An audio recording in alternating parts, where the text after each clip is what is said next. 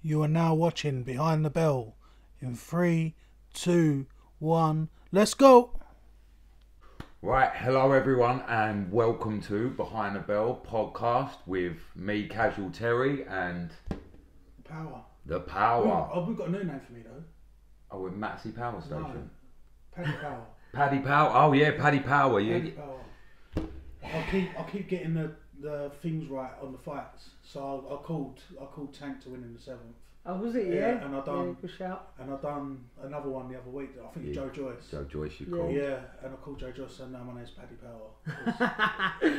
So as you can see, we've got a lovely guest with us today. This is Matt Marsh. He's going to be explaining about his career in boxing, amateur-wise, pro-wise, what he's been through. He's a good friend of The Power, or Paddy Power. So, yeah, well, we're going to get into it, have a little chat with Matt, and hope you enjoy the show today. Thank you. Welcome, Matt. Oh, thank you for having me. Thank you. Yeah, welcome, Matt. Thanks for coming on. Yeah, so obviously you had a very good career in amateur and in pro level. Yeah. So where did you first start, man? So, my dad took me to dancing when I was about 8 years old. I didn't like it down there. So my dad took me when I was about 10, I think, to Eltham with Steve Barrett, and I boxed there for till I was about 14, and then I moved to West Ham. Yeah. Nice. Yeah. No. So yeah, we had a little look up on the amateurs on the records. Done very well. Yeah. In the amateurs. 5-time national champion. Yeah. So 5, and then won the what would you call it? 6 nations, 4 nations as well. So yeah. Yeah, very good amateur career. Yeah, not bad. Yeah. 5 amateur career, 5-time national champion. Love that all day. And what was the changeover like from amateurs to the pros? I mean, yeah, my style suited the pros really. Do you know what I mean? Like, it was just more setting my feet down more and punching and stuff. But yeah, my style did suit the pros better than some amateurs where they're on their feet in and out all the time. Do you know what I mean? That transition is going to be harder for them. Like, do you know what I mean? But it took me probably a couple of months, and then obviously getting the sparring and that, and it wasn't that bad for me. yeah. Really. Yeah. Do you find for like the lighter weights the changeovers a little bit easier? Like, yeah, it depends on your style, really. Yeah. Do you know what I mean? Like, obviously, the lighter fighters are on their toes, especially the amateurs, when you're in and that. Especially when you box for England, and they was teaching me to be on toes, like attack, come out. That wasn't my style. My style was plant my feet, come forward, and I won most of my fights on work rate. Do you know what I mean? I had a good engine on me. Oh, obviously, we know I didn't have a big punching power, but my work rate made up for it. Do you know what I mean? That's what won me a lot of my fights. I think is the work rate. When I train, I put 110% into it. Do you know what I mean? And that's what shows. Do you know what I mean? So yeah. Nice, lovely. Nice. Yeah. So 2004, you turned over. Something like that. Yeah. Yeah. I had. When was the Commonwealth? I had Commonwealths, and then I won the ABAs, bantamweight, and then I turned over after that. I think Commonwealths was 2002, weren't they? I think, I can't remember. Just after that. Yeah, just after that. Yeah. Yeah. Nice. So obviously I'd imagine it was quite an exciting time for you to turn over. Yeah, it was. It was good. Like, obviously, I think I was ready for it. Do you know what I mean? I wanted my old trainer Mickey to turn over with us because he's the best trainer I've had. Do you know what I mean? And I think I've heard Kevin Mitchell wanted Mickey to turn over, but where Mickey loved the training with the amateurs, he wouldn't turn over. Do you know what I mean? So, yeah. I think it's probably sometimes they probably find it a little bit easier to stick with the amateurs. Yeah, I think yeah. Oh, it is because mean, it's a business. When you turn over, it's a business. Do you know what I mean? Ain't like you're doing your hobby and you're getting a trophy. It's like you got to sell yourself now. Do you know what I mean? Sell the tickets. Get the tickets. Do you know what I mean? And I had some help doing that, but it's still hard work. Do you know what I mean? It's very hard work. Yeah, I've always said on the past podcasts, boxing's not a sport; it is a business. at the end of the day. Even in the amateurs to an extent, because you still got to conduct yourself in the right way. Yeah. You still got to be that likeable person that people want to come and watch. So with that, so selling yourself. So I used to be a shy guy, right? I used to be like painfully shy. I used to just do my boxing, go home, do whatever. And then you got Kevin Mitchell, who was a great fighter, and he used to have a big following, right?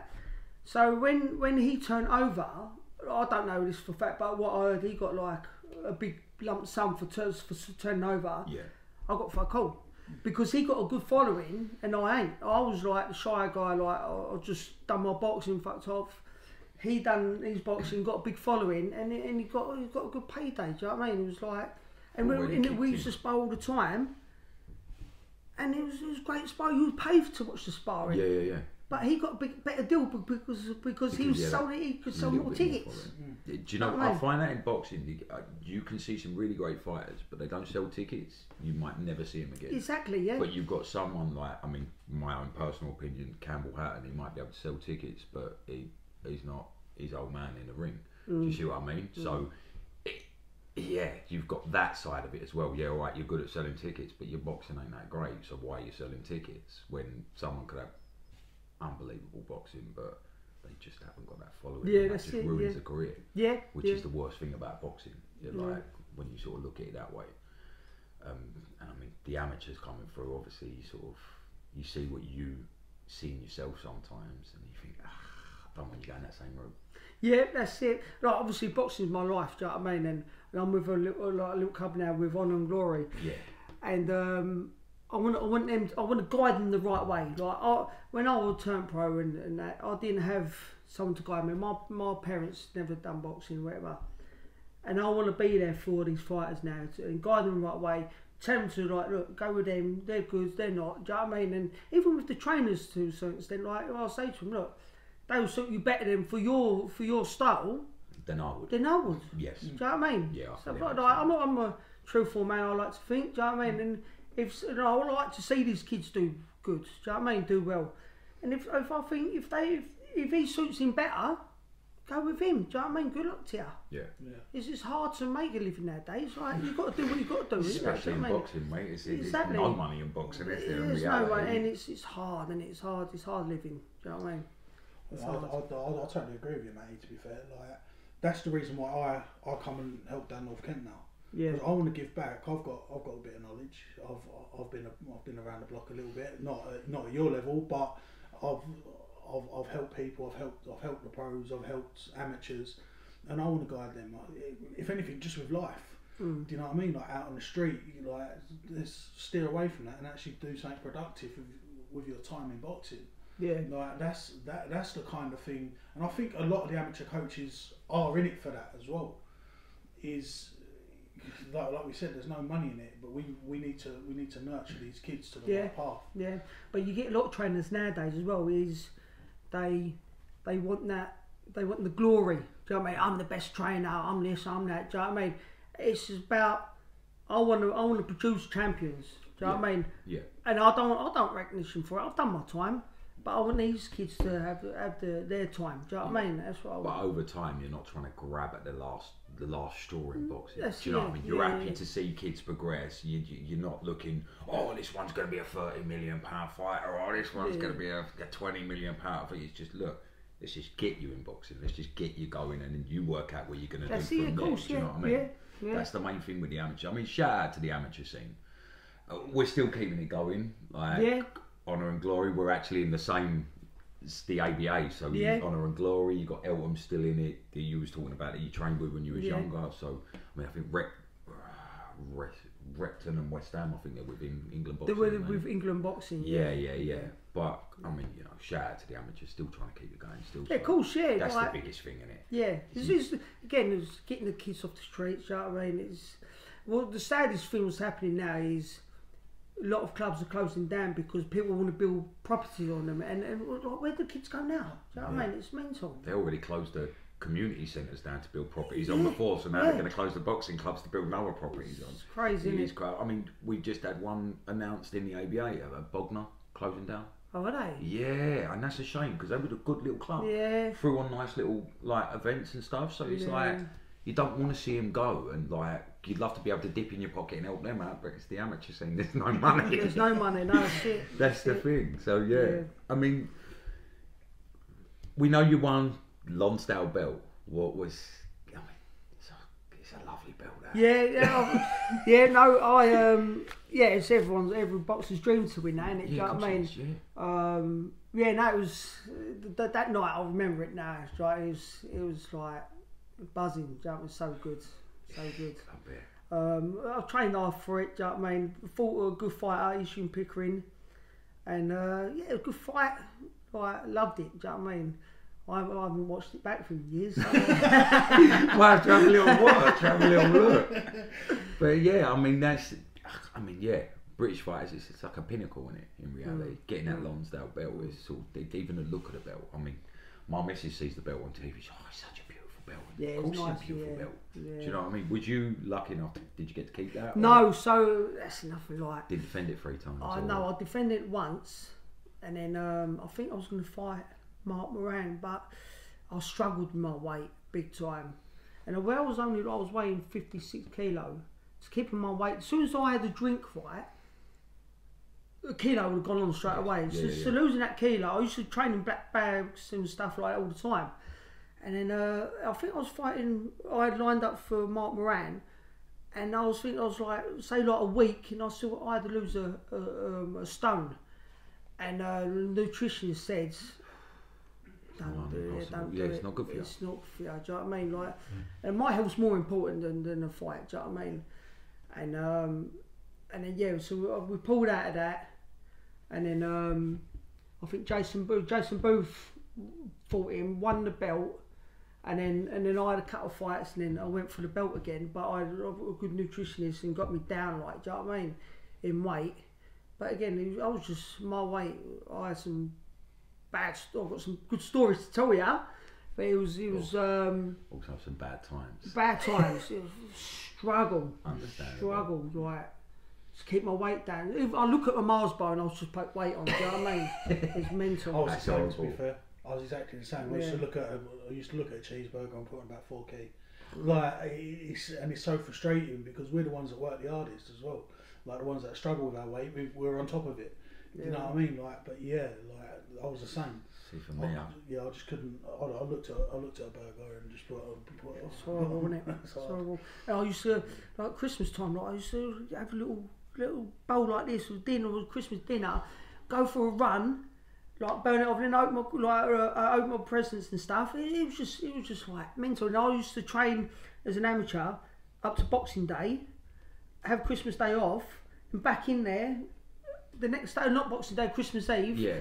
And then go back in Boxing Day. Like, I had that one day off, but I couldn't eat much because I was weighing me in case how much I've eaten. And plus I've done the run on Christmas Day as well. Do you know what I mean? It's like painful, but I've done well in the amateurs, and it was worth doing it. Yeah, of course. But looking back, I like my Christmas dinners.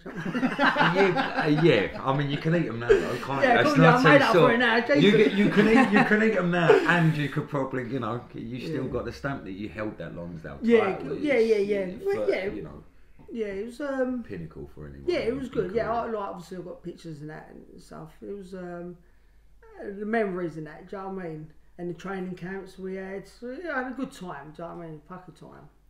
Yeah. What would you say was your best fight? Like, not amateurs. We know you got your nationals. We can come on to that. But what was your best pro fight? So obviously winning the Lonsdale belt was one of probably the best. Yeah. But then I fought a tough kid called Josh Wow, and I struggled with the weight. My trainer more or less carried me to the scales, and I was like 6 ounces over. So it was for the English. So we got to the weigh-in. I was over, and then obviously we've gone for Nando's and stuff. Like, I got rehydrating and all that, and I boxed. But where I was 6 ounces over, I couldn't. If I won, I wouldn't get the belt. But obviously, if he won, he would have got the belt. So he's come out, right? It was the first ball was gone. He's come out, and he hits hard. So the first 3 rounds, right, he's trying to take my head off. So I'm just tucking up and fucking hell, like what's happening now? And then from the 4th round to the 10th, I just took him apart. I wanted to hurt him because he had no respect. He was going, "No, I'm going to do a number on this kid," and all this like, "Fuck off, man! I'm older than you." Do you know what I mean? He was like, and he wasn't like, I just wanted to hurt him so much. I won easily, but yeah, that was one of my, I don't know what you call it, one of my. Like outstanding points. Yeah, like it's just like I wanted to do it. Do you know what I mean? I'm so pleased I've done it. Do you know what I mean? And was it Dean you had a trilogy with? Yeah, so again, like with Dean, there's some 3 good fights, and that's another reason why I got fed up with the pro because I've beaten him twice. And you've done him twice. I don't even box him again. Yeah, because it was good fights. The promoters thought, I'll put him in with Dean. That'll be another good fight. Do you know what I mean? Like, you're wasting my time. I want to go further than this. Do you know what I mean? You ain't a filler. It was just lazy on their part, and I was like, I just couldn't be bothered. Do you know what I mean? And would you put that down to your promotion team, your management team, It's to do with my promoter and obviously my manager. Yeah. You know what I mean? And you was with Warren and. So when I turned over, I was turned over with Warren and Maloney. Okay. Yeah. And how was that? Yeah, it was alright. Do you know what I mean? Like, I didn't have much to do with them. No. And obviously, I think my trainer Johnny Eames, he sorted all stuff out. The thing is, again, what I said to you earlier, I was a shy guy. Do you know what I mean? I just thought I thought I trust everyone. Like, they would do all the stuff for me, and I would all the stuff in the background. Yeah. And I'll do my training. But it doesn't work. Like, you got to do stuff yourself. Do you know what I mean? Like, if you want stuff done, do it yourself. And I've learnt the hard way. Do you know what I mean? And I wish I done a little bit more with Frank Warren and that. Spoke to him a bit more. Do you know what I mean? Sort my career out. Do you know what I mean? Yeah. But it shit happens. Do you know what I mean? Like you say, it's all memories, and you learn from. It is. From it, and now you can pass it on to the kids that you're helping Yeah, out now. that's it. Yeah. It's good. I believe in everything happens for a reason, no matter what it is. Like, we've got to go through our times to go and help someone else. I know, but listen, my goal was to obviously to be the best. Yeah, of course. I was the best in Britain, like as an amateur and as a pro. Then you want to look at. And I want to be more. Do you know what I mean? But you got to have the right team around you. You got the team who support you through the thick and thin, and not stitch you up. Do you know what I mean? And take money or whatever. I'm not saying that no one have done that to me, but trainers and promoters do that. Do you know what I mean? It's a known thing. But majority you need that thing around you. Do you know what I mean? Yeah. Solid team around you who are there for you. Yeah, for the boxer. Don't care about anyone else. Just yeah.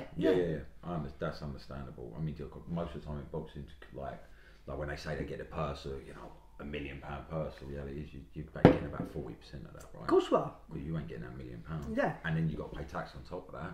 So you're walking away mental. with, all right, it's still great money if you make that $1 million. It's still all right, but your other sort of 600 grand's gone to a load of other people. Yeah. You know what I mean? So your trainer 10%. Yeah. Manager is 20-25%. Yeah. Your cuts man, it depends on where it is. You got to pay for him. Your training camp, how much does that cost? You know what I mean? I mean, if it's your sort of regular sort of 8 to 12 week camp, you're looking at probably a good sort of bag a week, ain't you? In reality, like you think about how far you're going and what you're looking to do, making sure you're eating the right amount. I mean, nowadays it's more expensive because there's nutritionists, boxing science. They bring so many different things into it. Yeah. Stuff like that. Bill starts mounting, doesn't it? Yeah. When we used to go to Tenerife a lot. So when it was when it's your training camp, you would pay for your flights, your trainer's flights, your accommodation, your trainer's accommodation. You would pay for the car hire, and the gym was on the complex. You weren't allowed to drive the car; you'd have to run everywhere, right? Yeah. Yeah. And then obviously if you had sparring partners, you would have to pay for them. Lucky enough, I like Martin Parron, who was about my weight, so we was alright with that. Do you know what I mean? But if it's your training camp, you're paying out a lot of money, and if you're only getting not much for a fight, that's say like 10 grand. It's gone. It's gone. Of course, it's gone. Yeah. It's mental. It's got, you get back, you've probably got to pay someone for money that you borrowed to get back with. Yeah. Yeah. It's crazy. Yeah. But people don't see that. No. All they see is the glory. They see like the fight on TV, someone else raising up their hands, but they don't see the 3 months and all the money they're shredding out to get into that ring. Do you know what I mean? So Tony Bellew has publicly said, I didn't actually get money in boxing until the first David Haye fight. Like, you know, he'd already won a WBC title and he weren't earning the money that everyone thought he was, but it was the 2 David Haye fights. He said, that's why I took the second one. He says, the first one paid so well, we went, of course I'm going to take the second one. And then I'm set now, I'm good. But it was all about you have. Most of the time in boxing, it's like being a gambler. You're waiting for that one big payday to come along. You might win it, you get that, bang, we're sweet. Do you know what I mean? But it's very hard to get that one. But yeah, that's it. Like when I was turning pro again, I was promised the world. You know what I mean? I was promised this, promised that, and it didn't deliver. And that was getting me down as well. Do you know what I mean? And like, I was training. I'm in the gym all the time, and things just wasn't happening. Do you know what I mean? And I got fed up. And then I had a son, and then like it was just all like. And I'm making weight, not going out with all my mates or my family. Yeah. Doing sacrifices, making weight. What am I making my weight for? Do you know what I mean? It's just like to fight the same guy another time, 3 times. 3 times. Yeah. And then I'll tell you another quick thing, right? So I defended my last fight with what's his name? Dean. Yeah. Rocky Dean. Rocky Dean, that's it. So I bumped into him on a caravan site, right? I was on holiday with the family. So, you right, Rocky? Like, went to each other for ages, like, we got talking, having a little banter and all that. I went, how much did you get for that fight? He went, like, for my defence. He went, I got 20 grand, right? I went, fucking hell, I got 12. He got more than what I did, didn't he? He was going for the fight. He was already like, this is his 3rd fight with you. Third fight, I was the champion. I'm defending it. So he's getting more than what I'm getting. How does that work out? I've heard a story like that. Some geezer, one guy he went in 8-rounder. I won't say the people who they are, but he went in for an 8-rounder and he got paid something like 4 grand. And they rung him and he sort of said, I don't want to, give me 4, bam, yeah, sweet. Another guy went in for a 4-rounder and he got 15 grand. And he was less of a good, like, he wasn't as good a fighter as him. He didn't have the clout, he didn't have the followers, but he just said, oh yeah, they pay good money, so I pushed him to as far as I could. So he got 3 times the amount he got for half the fight that he did. Mental, innit? Mental. And that's boxing. Yeah. That's what boxing is. It's like when I went for the British, right? So it was under Hennessy's. He won the purse bids, and I got 15 grand, right? So when you become champion, you're thinking, right, I'm going to be on 18, 20 grand now, right? Yeah. So my next pay, like, so I fought Rocky defence. They dropped it down to 12 grand. Like, how does that work? Do you know what I mean? And apparently he got 20 grand. Like, I'm the champion, I should be getting 20 grand, not him. Yeah. It's mental. I'd be going to take his caravan off him in that site. That's about the 8 grand there, isn't it? Just it's crazy. You've done him 3 times, so it's not like he's going to do you. Yeah, it's crazy. So what would be a bit of advice to a amateur that was getting ready to turn over, that wants to turn over? Good advice. I'll just say, get the right team behind you. Find the right team. Do you know what I mean? Like, fish about a little bit. Do you know what I mean? Just don't go for the first person who says, "I promise you this, I promise you that." Look about. Talk to a few people and then go from there. Do you know what I mean? Like, yeah. It's like buying a car, isn't it? You're not just going to go buy the first one you see. You're going to have a little look around, make sure that's a car that suits you, make sure that's the way it goes, because you're going to be in that car for a while, maybe. Yeah, so if that's your team, you're going to want to be with that team for a while. So pick the right and you've got team. to look what he's done as a trainer. Like, who's he got as fighters for sparring? And who's he got? What has he done with the fighters? Do you know what I mean? Like, how far they've gone? Do you know what I mean? You stuff like that. Yeah. Do you know what I mean? Do you think personally that, I mean, coaching wise, do you think it's good to have had a background in boxing beforehand, or have you met coaches that haven't had any amateurs, Yes, haven't had any pros? I personally think you need that background, but you got your Tony Sims, who's a great trainer, and look what he's done. But yeah, he's done all right. You had Custom Arnold, didn't he? He never had no fights. He's one of the greatest of all time. Yeah. I think Freddie Roach won a great Freddie fight. Roach, No. He had a couple of pros though, didn't he? Yeah. He had a couple of pro fights. But it's how you study do you know what I mean? it's reading the game as well. Yeah. Because it's not just a strong man's game; it's a smart man's game. Yeah. So if you got some intelligence around you, But you then can you've got read some it. good fighters who ain't good trainers. Do you know what I mean? So it's I know that one. it's get that balance. Do you know what I mean? The nice balance. Yeah. Yeah. So I love. I wake up in the middle of the night and I'm watching boxing. I'm studying. Right, I love it. Do you know what I mean? It's just. With you. I'm just. I'm with It you. doesn't make me a good trainer. I'm not like, but I want to be the best. I want to like now my boxing career's retired. Yeah, I want to be the best boxing trainer. I want to make champions. I don't want to be given champions. I want to make them. Do you know what I mean? Yeah. And that's my goal now is to make champions or see the kids do well. Do you know what I mean? We don't sign stars. We make them. Yeah. Yeah. That's what I want. Yeah, that's right. That's the right way to be, I think. Yeah. well, guys, thank you very much for watching. Yeah, thank you very much for Thank watching. you very much to Matt for coming on today. Yeah, it's Really been lovely appreciate to have it, you mate. on, mate. Thank you so much. Thank you. You're a Thank diamond. you. Cheers. And please like and subscribe at the bottom. Yeah, can see like you and behind the subscribe at the bottom. Yeah. Just before we go, I want to give a big shout out to Bakers of Bexley.